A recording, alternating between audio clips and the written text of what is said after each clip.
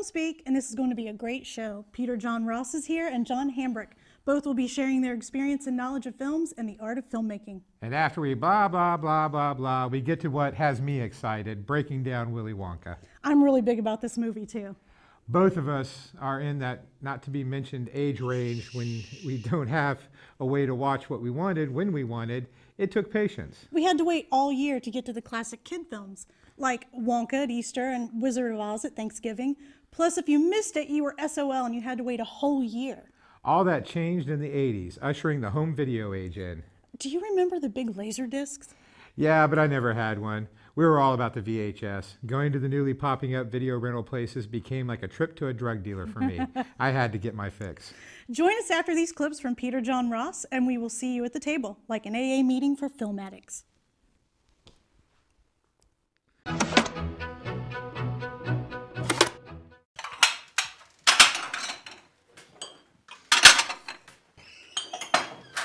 Morning.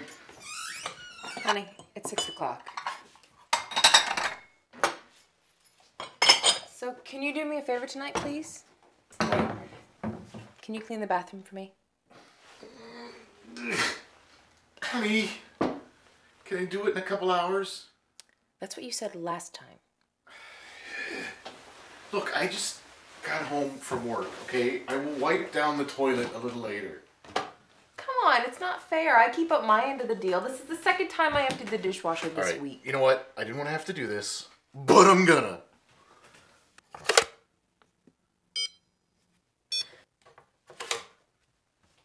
It's not working. Oh, it's working. Well, then why won't my transaction go through? Because you're overdrawn. Well, that's not possible. Yes it is. Last night you used it to get out of going to dinner with my parents, and you decided to go to the game with your buddies instead. That was balanced out by the fact that I bought the groceries last month. And I've made the mortgage payments for the past 3 months. What about all the weekends I took you to dinner? But you see, that's not covered in the terms of service contract we agreed to sign when we decided we were going to use the cards. How about this leaves out the fact that I had my friend come over to fix the drywall in the garage. And I paid for it. Okay, all right. What about the HD TV? What about the TV? Honey, that was for us. All right, I bought it for me, but you watched it. Okay, fine. Let's subtract the 2 to 3 hours I spend watching television a week versus the colossal amount of time you spend every single day watching reality television shows, and we can prorate the ratio. I paid the electric bill, I paid the gas bill, and I paid the phone bill for July, August, and September. And I made your car payments for September, December, and January. All right. You know what this leaves out? One piece of information vital to my case. Huh? What's this? This is a calendar showing all the dates last month when we had sex. And how is this supposed to go in your plus column? Because I did it for you. You did not do it for me, please. No, but you add this to my account. No, I'm not doing that. I'm sorry, I can't do it. Why not? What's this? These are the 2 days last month that I had an orgasm.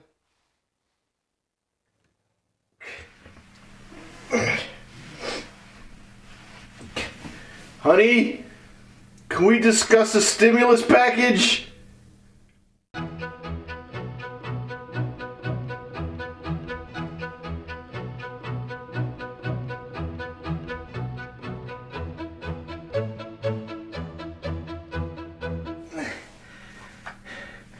Should have gone to a relationship loan shark.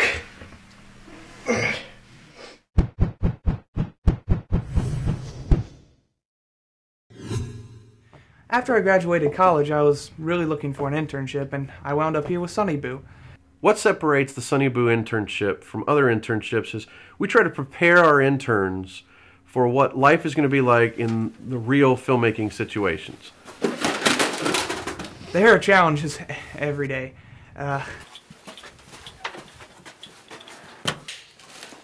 Ross, I can't see in the dark! Our internship is pretty aggressive. We prefer to train our interns to be ready for anything at any time. Well, I come in every morning and I usually start digitizing. Hey! We're very proud of our internship at Sunny Boo. Only about 1 in 10 survive.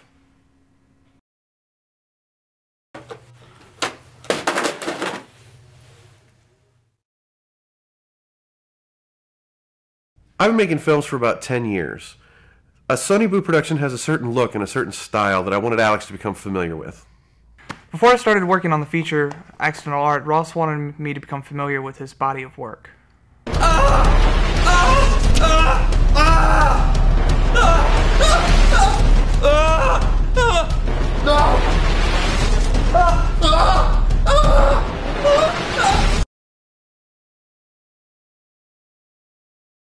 I've had a long-standing addiction to caffeine. I used to drink 4 to 6 Coca-Cola Classics a day.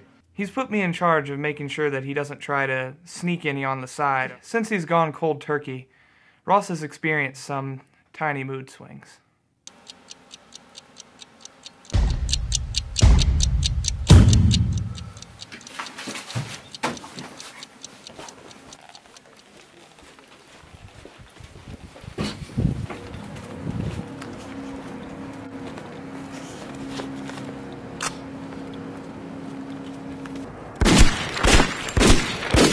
I think I'm dealing with the withdrawals of caffeine fairly well.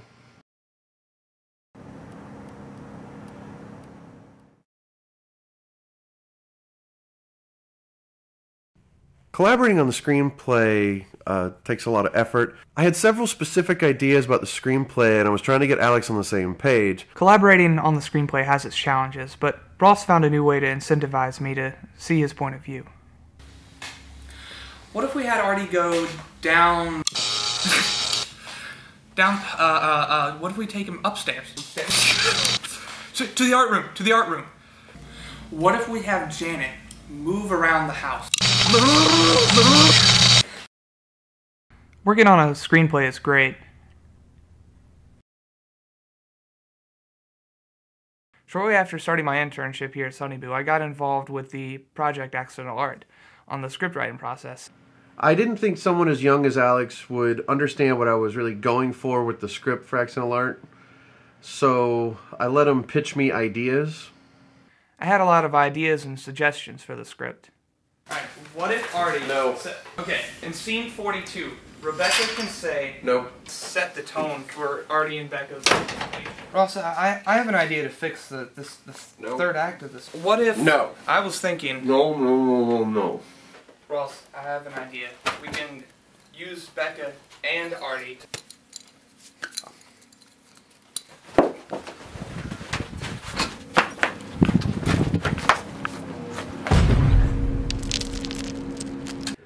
I feel like I've had a really big impact on the script.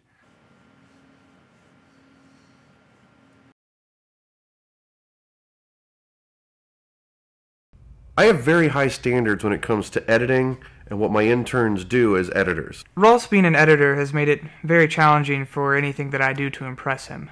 I generally let them sync sound and then do the first pass of an edit, but I can be pretty harsh in my assessments. Because Ross is so experienced as an editor, it's really daunting to approach him, especially because he has a gun. Ross, I have an edit I'd like you to look at. So I cut here because... Hold it. I think you're going to have a 1 in 6 chance I'm going to like it.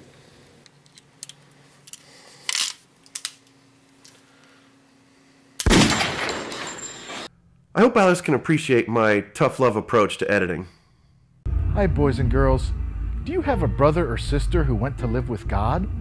Then watch Uncle Pete's Playtime! It's time for Uncle Pete's Playhouse. It's the place for fun and games.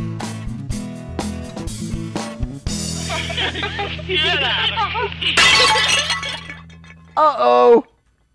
Sometimes during playtime, boys and girls, things break. What do? Look to your left. Look to your right. Are there any grown-ups around? Good. Shh. Don't say anything. If you admit to doing it, they will have no doubts. But if you don't say anything, they can't prove you did anything wrong. This brings us to today's new phrase. Plausible deniability. This is especially true if you have older brothers or sisters, because it's more likely that they're not telling the truth than you are. Remember, kids, if they can't pin it on you, then you're scot-free. And never rat out your friends, because rats die like dogs. See you next time!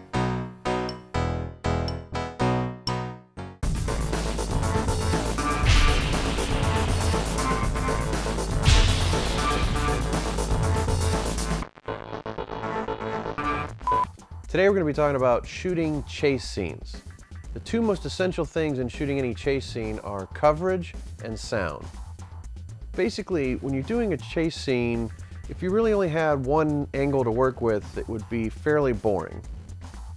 Having multiple angles, pre-planning to shoot a lot of angles such as close-up of the hand on the steering wheel, close-up of the speedometer, close-up of the tire spinning, a wide shot of the car, switch to another angle, a wide shot of the car as it pulls away.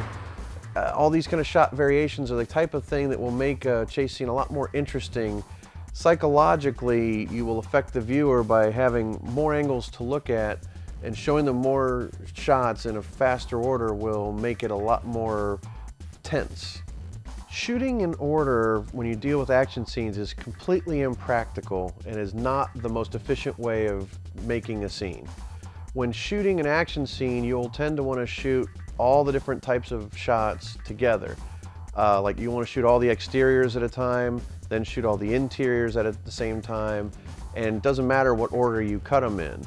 Things like in the example of our car chase scene, the last thing we shot was the speedometer, which was shot on the highway hours after the shoot downtown.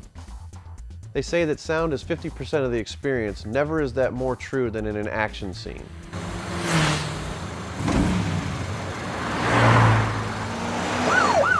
When dealing with an action scene, you can vary the sound, and that increases the tension. It affects everything about how the viewer feels about the scene just as much as the visual images. In most cases, when dealing with an action scene, you will create virtually all of the sound effects in post-production. As I did in this scene, every single sound you hear was created in post-production from the sound effects library. Your tools to making an action scene more dynamic are shot variety and coverage, editing at a faster pace, and then the sound effects and music that will glue the edit together.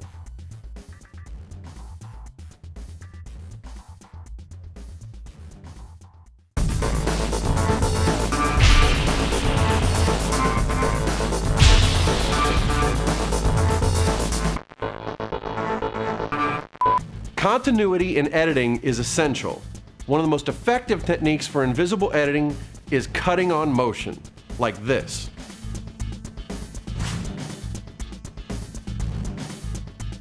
Here we have two separate shots, a wide shot and a close-up of the same motion.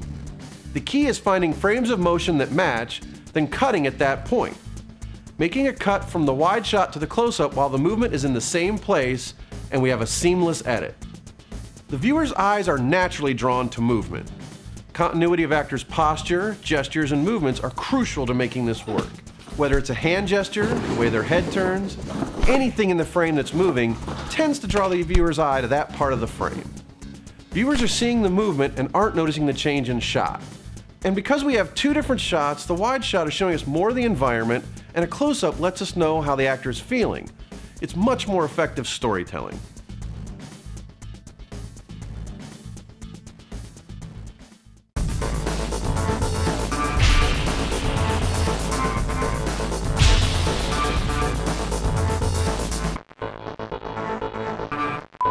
Even just a few years ago, the idea of editing meant just cutting from one shot to another and the most special effect was a dissolve. Today, the editor's job expands into all kinds of effects and also fixes. There's a common saying that most people want to avoid, and it's, "We'll fix it in post." Meaning, during post-production, you try to fix mistakes from the shoot. Things have changed a lot recently. What used to be a ruined take can now be easily fixed in editing. Here we have 2 shots where the boom mic entered the frame, or the shadow of the crew was seen. I never talked to him, and he asked you out that ended your social contract, and now you're in the clear, right? In the old days, that meant you either had to reshoot or choose a different take. Today we have options. You can take a part of the frame from either before or after the mistake, then crop it down to just the area you need to cover it up. Then lay it on top of the take you want to use. Voila! You have a seamless fix on that take that might otherwise have been perfect.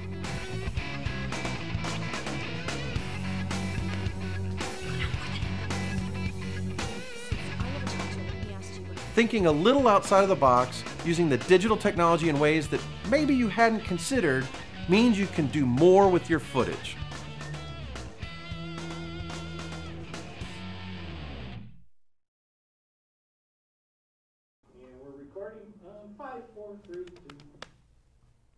Welcome back to Film Speak. We are sitting here with Peter John Ross and John Hambrick. They should have informed you guys ahead of time that my Achilles heel is people's names. I usually try to avoid saying them. I'll let her do that. Welcome to the show. It's great to have you guys. Thanks. Now, Thank you so much. Just to ask you guys, what you're doing in the area and what you've been up to and everything. We'll start with you, Ross. I direct films and short films, working on a TV series of my own, Frame Lines on PBS, about kind of behind the scenes, a lot of B-roll shots of people working on movies. A lot of tech tips and stuff. Yeah, like technical tips is the biggest thing. We got nominated for an Emmy for those last year. Which I was was very awesome. happy. Very Nice. Didn't win. Nominated. It's okay. Good stuff. You still get to put that nominated beside Yes. your name. As my mother so eloquently points out every time, nominated, didn't win. Just so you know, it was so great. When I was going to the Emmy ceremony, I was like, I don't like wearing jackets. It's just not my thing. It's a little too formal for me. I was like, do you think a vest will be okay? And she said, oh, you don't have to worry about it. I go, why? Think the vest will be okay? She goes, no, you'll never win. That's good motivation, though, isn't it? No. To not do for me. well. Oh, come on. It has no effect. It's meh. Meh. So what are you currently working on now? Well, I'm working on the web series of about movie cliches, taking things that happen in movies that you see a million times and kind of poking fun at it. We actually had some of those on the show. Really? With Jocelyn Tannis. Yes, brought yeah, those she's in. acted in a bunch of those with Yeah, me. yeah, she brought a couple of those in for her demo reel. Perfect. Yeah, she's kind of my go-to actress right now. Yeah, she's great. Yeah, she was great. Very, very, very fun, very talented, great taste. She was Kind of a lovely to have her. nerd. No, That's that's good. okay. One of those things, she looks like a supermodel, acts like a nerd. Yeah, you see, That's the perfect that woman, isn't it? That is wonderful. For someone. Well, we talked to her. We talked to her about cosplay, and I was wearing an Avengers T-shirt, and she was all over all the comic characters. And She stuff. worked on that too. Yeah. she As an did. extra. And what about you, sir? John, what are you up to lately? I've been acting from a very early age, and I just moved here. Well, I moved here several years ago. Started doing stage productions here at Playhouse South in Dayton. Only last year I got into film, and it's been wild. You pretty much have to. I didn't realize how different it was going to be. Transferring from stage to film, because you have to completely relearn the method of acting. I mean, on stage, you're talking to the guy in the very back row of the theater. Yeah, so you're projecting, and I think I learned pretty well how to project my voice over great distances, but when the camera's right here in your face, every single facial expression, it's so subtle. Yeah, it's so subtle. Every facial expression is being picked up. So yeah, it's completely different. So it's been wild so far. I've been having a great time.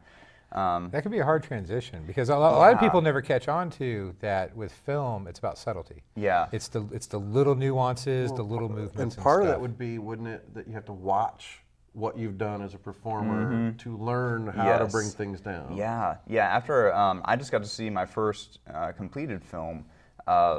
It's been several months now, but like that was the first time actually watching myself. Yeah. You know, do what I do, and it was like, wow, that's me. Like my voice is so deep. Is it hard for you to watch yourself? You know, sometimes. I mean, yeah, it's because you're always critiquing. You're all, you know, everyone's saying, oh no, that was fine. You know, you did a fine job. And it's like, oh no, I can do so much better. Because you're always saying like, oh, you're always critiquing yourself. You're never critiquing other actors, really. You're just thinking about, you know, like, oh, what could I have done differently and all that. So yeah, it's very interesting to watch yourself finally on screen. Well, pathetically, like I can watch myself or watch a movie that I've written, directed, whatever. I can watch my own stuff if I'm by myself, right? If I'm watching it with somebody else, I creepily watch them watching my stuff because I'm trying to watch, you know, what's the reaction. This, don't you? I can tell by the look on his face. What's the reaction, you know? But but more importantly, it's you like if you're editing and you watch it and watch it and watch it, you get into what your particular idiosyncrasies are with what you like and not like. Yeah. Sitting with any other human being, you're suddenly very aware of how they're responding to your stuff, and it's a completely different experience. To me, that's the true test. Yeah.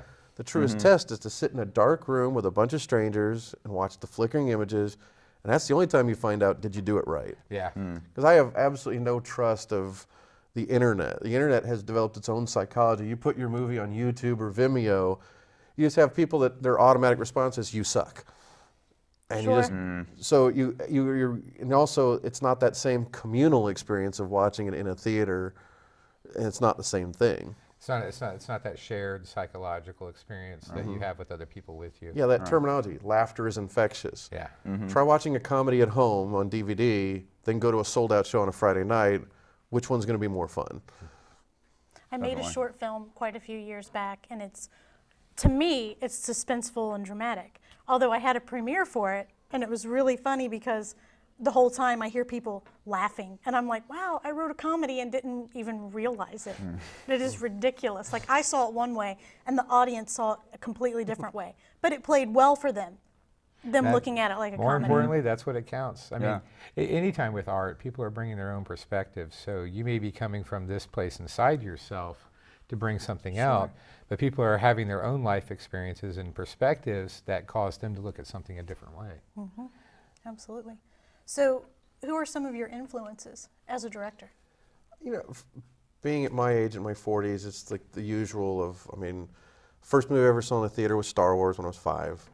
But George Lucas, Steven Spielberg, and as the years have gone on, I've gone to some of the masters like Stanley Kubrick, of course. But one of the most obscure one that's had the most profound effect was Neil LaBute, the indie filmmaker from Indiana. I saw this movie called Your Friends and Neighbors, and then immediately after watching it, went and rented his first film called In the Company of Men. Oh yeah, yeah, that one I do know. Yeah. And more recently, he's done some pop movies like that god-awful Nicolas Cage remake of Wicker Man. He did the remake of one of the greatest films to come out of England, which was Death at a Funeral. He did the American remake with Chris Rock and Martin Lawrence. But he didn't write those. The stuff he writes, last thing he wrote was a play that got adapted, which was called The Shapes of Things with Paul Rudd. And the thing is, the guy is a master manipulator. And to me, that was one of the most influential things, to see that having fictional characters say and do things to evoke a response out of the audience in the way that he does, he was a master manipulator. Yeah. And it opened my eyes to an element of cinema that I'd never considered before. So he has the single biggest influence on what I see. I mean, don't get me wrong, I mean, I met Richard Linklater in 2000, and less than 3 weeks later, I'd made my first 3-4 short films. I mean, because he had given me advice of buy a camcorder and start making movies. Yeah. And I did. And so he's a huge influence also. You know, your Kevin Smiths, Robert Rodriguez, even Edward Burns, that whole independent movement of the 90s made me feel like you can do this. And yeah. Very nice. That's where it began for me too, was Pulp Fiction. Yeah, same thing. The whole thing about the guy who worked at a video store that became the biggest name in directing. Yeah, because I'd always loved movies. You know, as a kid, I liked movies more than regular TV shows. Always loved film, and then, but it wasn't until I saw Pulp Fiction that I was like, this, because I'd been an actor. Actually, you mentioned Playhouse South. One of the last plays I did was Jesus Christ Superstar at Playhouse South in '93. Nice. But you know, when I saw Pulp Fiction, I was like, it changed everything for me. I was just like, I want to be a filmmaker.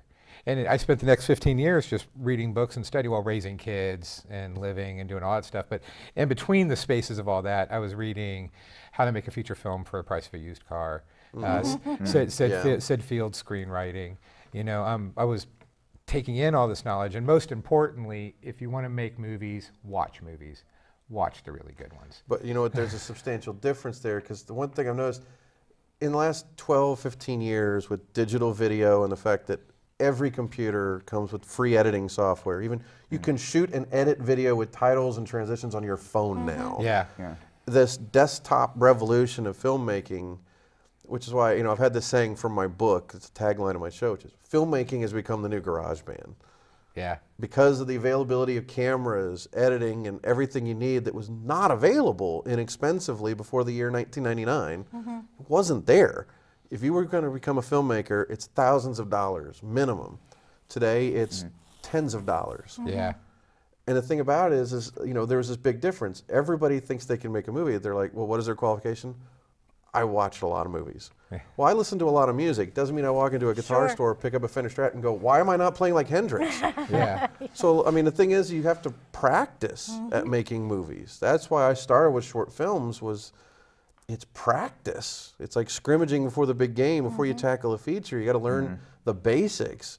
So it always worries me. It's like, yes, definitely watch movies, but understand that making them is a completely different thing. Well, you know, you have to understand. There's a lot of things. That's why people say, you know, how come it took you so long to get off your butt and start doing this? It's like, well, do you understand like what there is behind structure of screenplay writing, you know, or editing, you know, or trying to light? Because, you know, teach yourself keyframe lighting from a book, you know, and see how well it goes. You learn the basics, but until you actually sit there and start playing it physically, you all you have is theory and not application, you know. But that's a lot of where I came from. But yeah, it's because I've never taken a class in any of this. It's all self-taught. It's all from just the doing and experimenting and trying, working with people that know a hell of a lot more than me about any of those things with editing, lighting, camera work, lenses, acting, even screenwriting. Just finding people that know more has been my best education. It's doing it and learning. And there's a big part of it also is not being afraid to go out there and say, I don't know how to do this, I want it this, how do I get there? And finding the people to help you do that, you know, because a lot of people think if you ask questions, it makes you look stupid. No, if you don't ask questions, that means you are stupid. Exactly. You know? And that's just the way it works. Exactly. Now, John, do you have any projects coming up that you're currently acting in? Yeah, I'm currently finishing up a movie called You Will Go Darker. I like that title. It's being directed by Conrad Farah. And yeah, it's been amazing so far. Real big, kind of an action drama. It's about a guy who is trying to save his sister by raising money for a vital heart transplant, and he needs to raise about $1 million. So he joins this illegal underground fighting organization to help raise it. So there's a little bit of Fight Club in there, a lot of action scenes. We just filmed a car chase scene. Obviously some heart too, if it's about a guy trying to work to save his sister too. Yeah. So it's been a tremendous load of fun to work on. Yeah, I've never done that kind of action work before. Yeah, we set aside a whole street for a scene with prop cars, and we just weaved in and out of the cars. You know, we were going pretty fast in some takes, and you know, we had to get up right next to the other cars. So it was exciting, and I think it'll look really good. I can't wait to see it. Well, how would people be able to find out more about this? They can go to the Facebook page. You'll Go Darker Facebook page. There is also a website, You'll Go Darker. Yeah, and all the updates are being posted as soon as we get them, especially on the Facebook page. So. And then touching back to something we asked Peter John Ross, in acting, what do you feel like your influences are? Oh gosh. Or who do you admire? Or who as do you actors? admire as actor? Yeah. Yeah, there's a lot of actors I really admire. I mean, I really, speaking of Star Wars, I really admire, Harrison Ford. I think he's had an amazing career. I seem to be influenced subconsciously by actors. I'm currently also doing a murder mystery dinner theater in Dayton and Columbus, and my parents came to the Columbus show just a few nights ago, and I had no idea I was doing this, but I was playing sort of I play sort of a geeky, dorky guy, and when I got home, they're just like, oh, you're channeling Rick Moranis from Ghostbusters. I had no idea. I had no idea I was doing that whatsoever. I had no idea I was doing that. Yeah, I got a milk bone in my pocket. Yeah, I can't believe he retired. Yeah. I know. I used to have a roommate, but my mom moved to Florida. I was really holding out too for A Strange Brew too.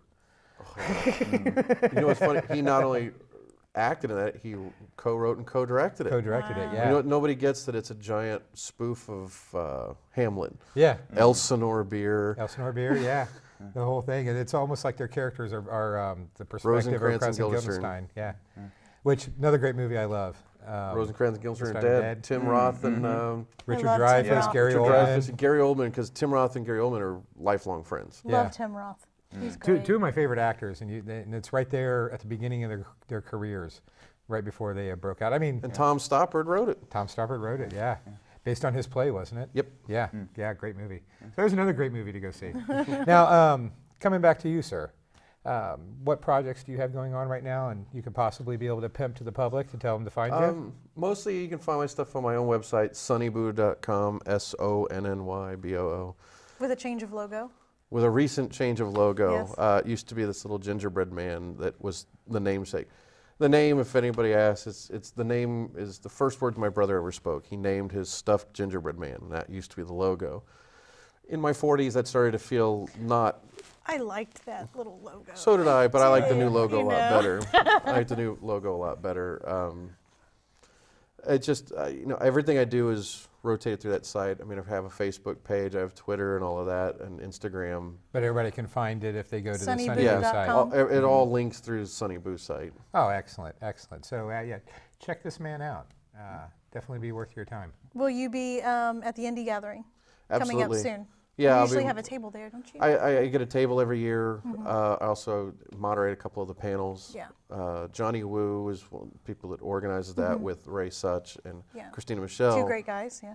And Christina's not a great guy, but she's a great girl. Yeah, Yeah, I go every year. I love the Indie Gathering. It's very unique to have a film festival that's more of an indie film convention. Right. It's very unique, and it's growing every year, and I'm a huge supporter of that. It's a fantastic event every year. Well, as soon as we start making money and or knocking over liquor stores, either one will hopefully be joining you there. Cool. That is the I'm plan. going to put him out on a corner. Yeah. I'm going to be turning tricks for cash for Burn Mill. Dancing for change. I do whatever it takes. Well, thank you very much, gentlemen, and please join us as we'll be tearing apart and talking about the wonderful movie Willy Wonka and the Chocolate Factory. So join us back here in just a couple of minutes. And yeah, Willy Wonka, great, great movie. Bye.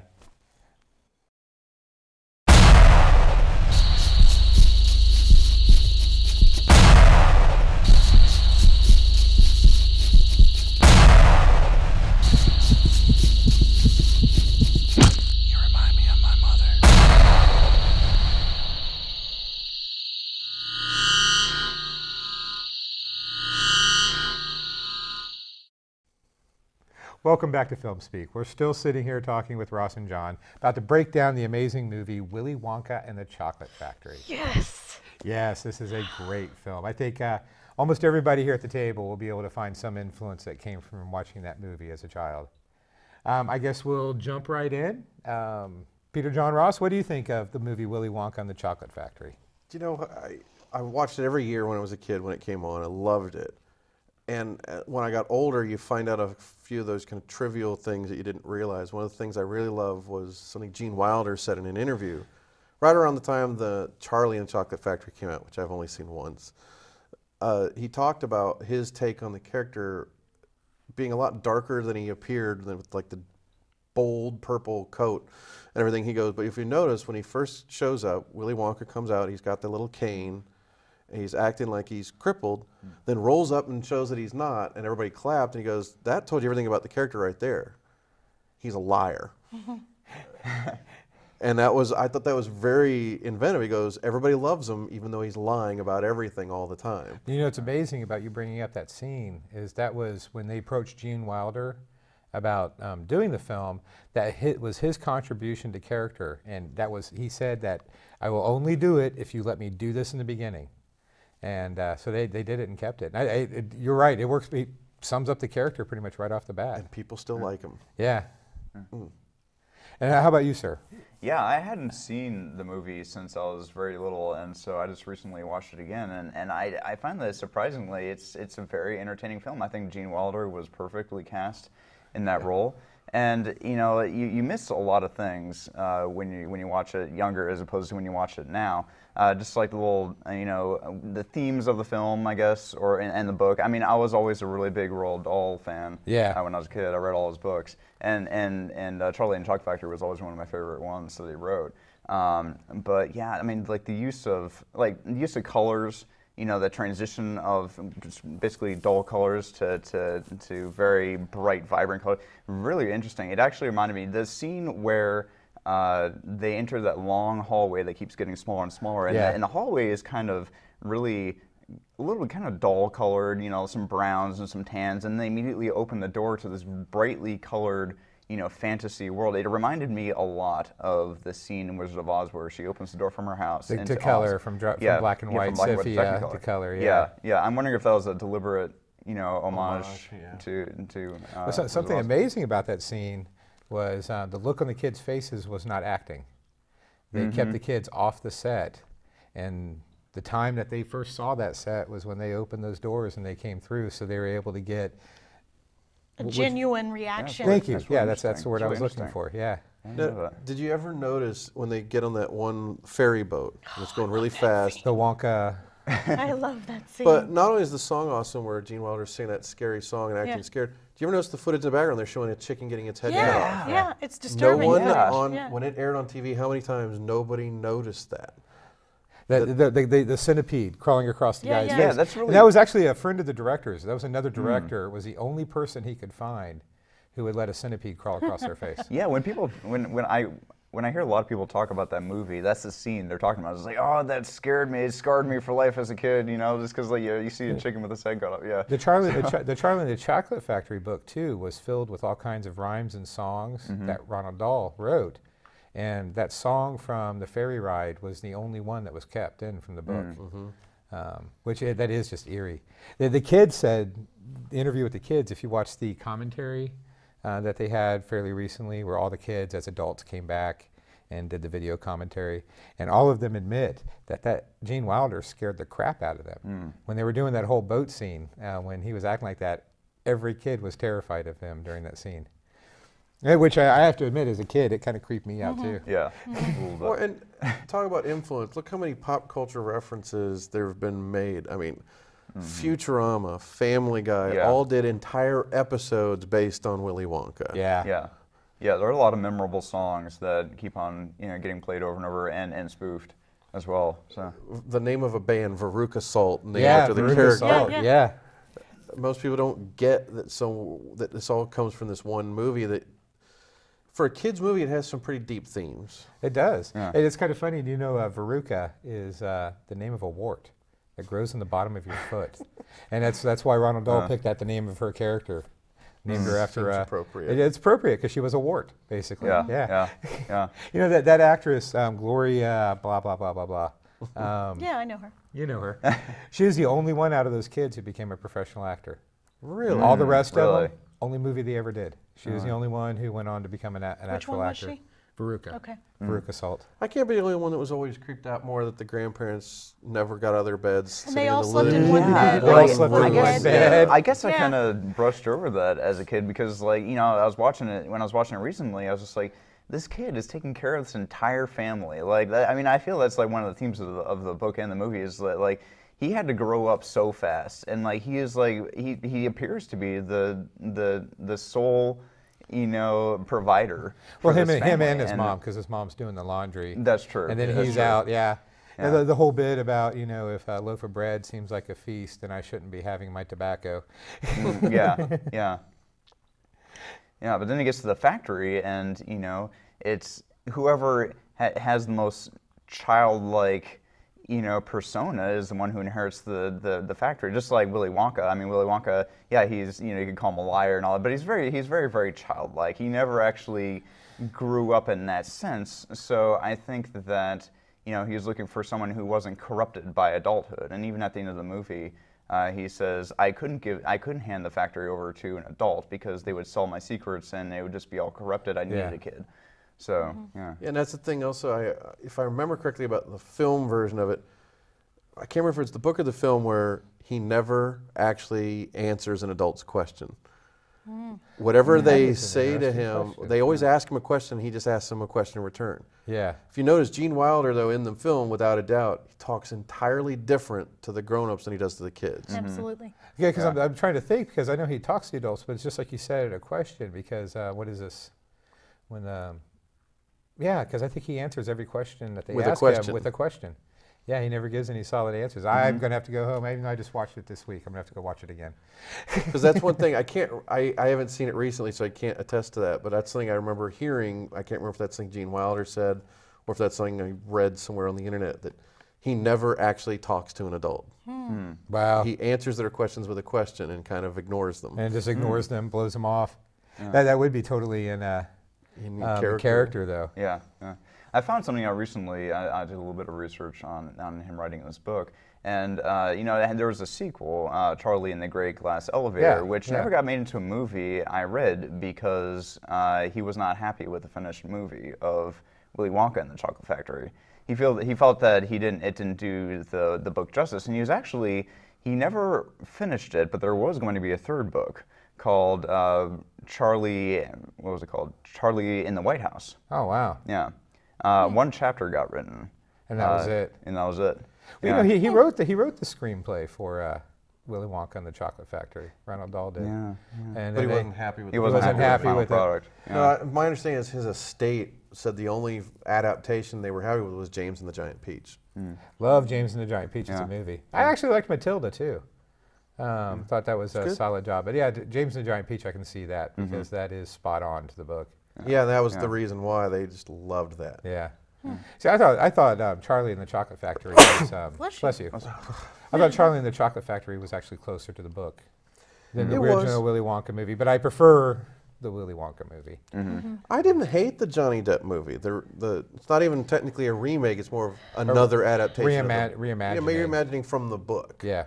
I didn't hate it. It just wasn't the same. I just don't prefer it. Yeah, I'm with you. Johnny Depp did a great job. Johnny Depp in general is a great actor. You didn't watch it? I didn't watch it. Yeah. Because you don't need to. Yeah, I have no interest because no one is going to be able to play that character like Gene Wilder, in my opinion. So I don't want to see even just another version of it imagined another way. I felt the same way. I ended up seeing it on home video. Yeah. Because there was nothing else available.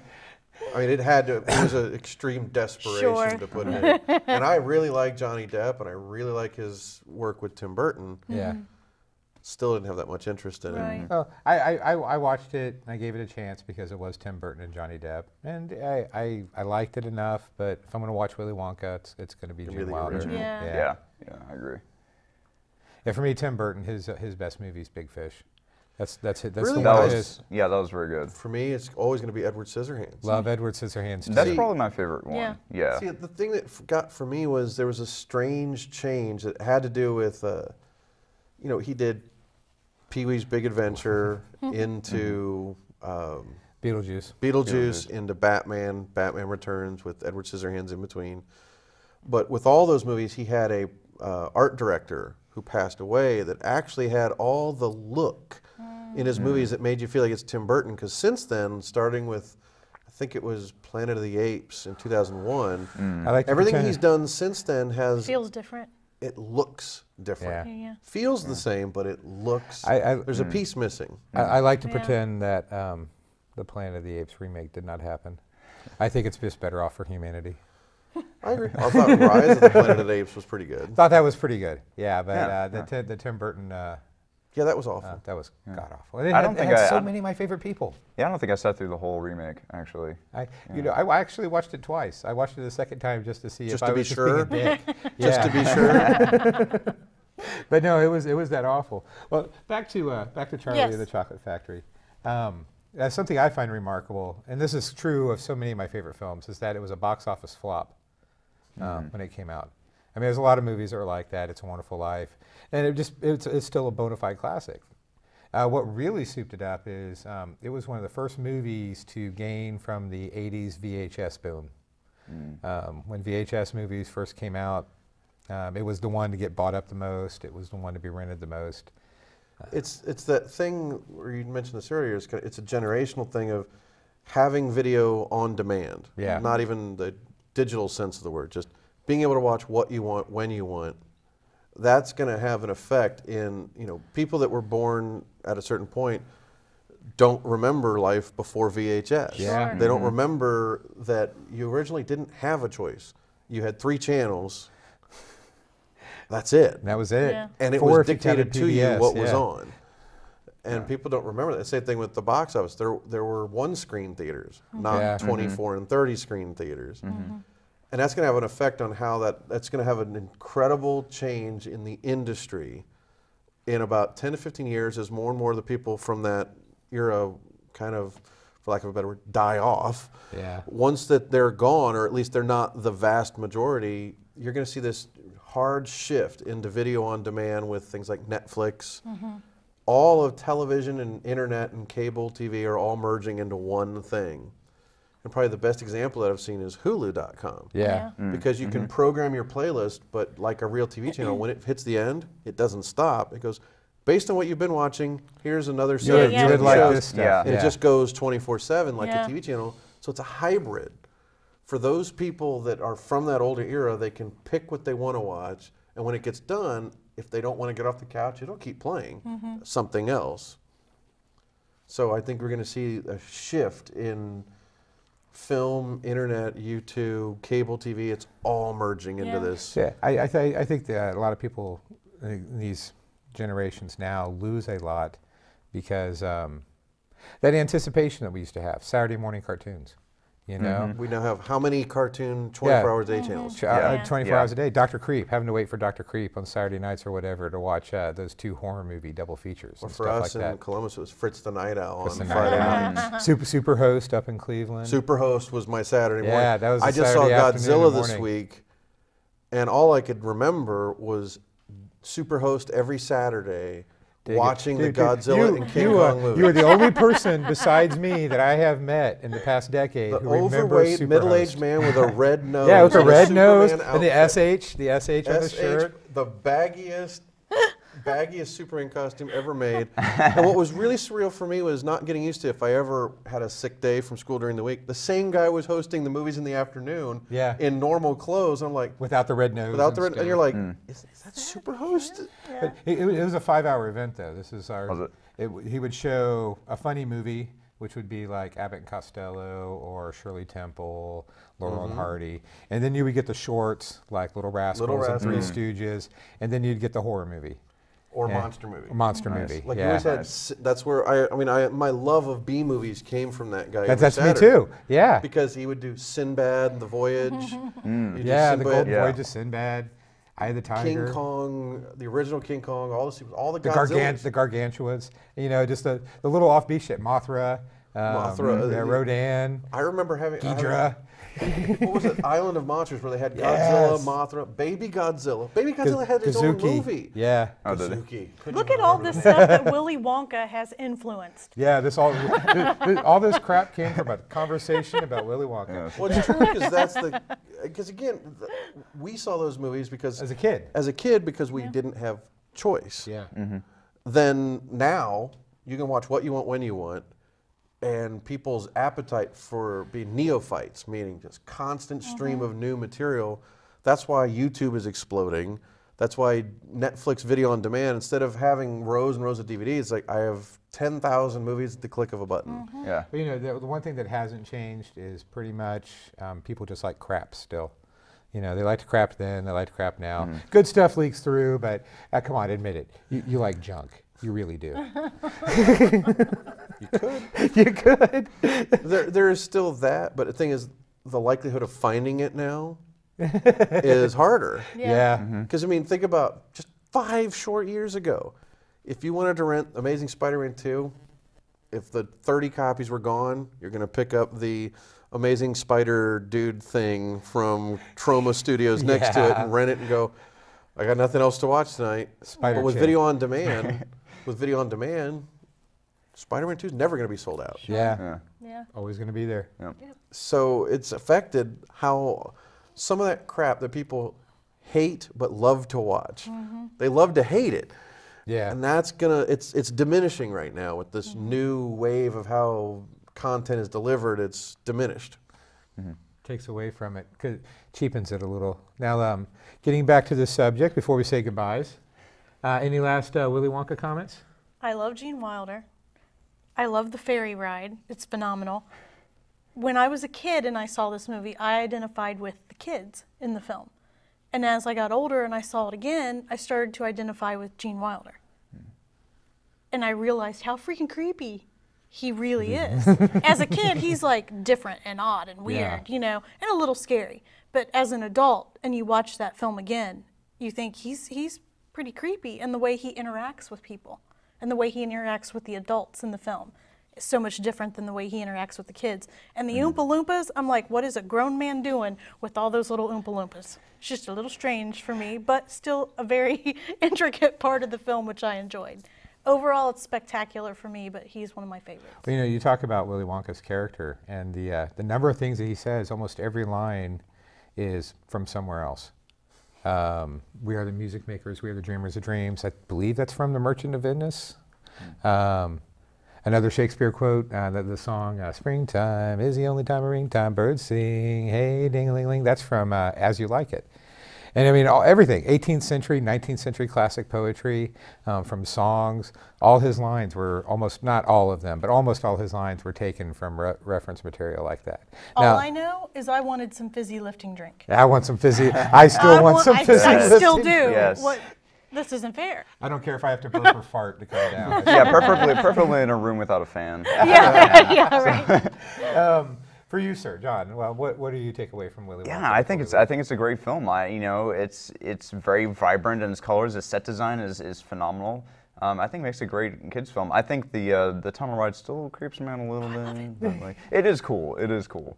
But yeah, again, Gene Wilder. Yeah, loved him ever since I saw. I think the first thing I saw him in was Young Frankenstein, which I loved. Oh, it's one of my favorite films. So yeah. He's a great actor, definitely. He is a marvelous actor. Have you seen The Producers? I have, yes. Okay, I was going to say, if you haven't seen The Producers, that's my favorite Gene Wilder, I think. How about you, sir? Last final thoughts? Two things that always occur to me is, number one, Gene Wilder heavily influenced the look of Prince circa 1982. You watch 1999 and even Purple Rain. It's the hair. It's the hair. And the purple, long coat stuff. I never made that connection before a couple years ago. Like, he heavily influenced Prince. And then the other thing I'd say is, going to the Oompa Loompas, is they need to unionize. It's that simple. There you go. It seemed like slave labor. Yeah. I look back on that now, and I feel, I felt as a child, I'm like, I don't think they're getting paid that much. Yeah. Well, yeah. All he says is, "I rescued them from destruction in Oompa Loompa land." Yeah. You know. So yeah. So that they doesn't owe give me. them the right to I know. enslave. So you know all about the vicious canids and the snog wanglers. They get all the free candy they want. Yes. That's all they need. So he's causing type 2 diabetes. That's why they're orange. Right. See what I There you mean? Is it the insulin that does that? Who knows? Well, thank you guys very much for joining us here today. I hope you had a good time, and that when you have new projects, please keep us updated and come back again. Thank you. That'd be great.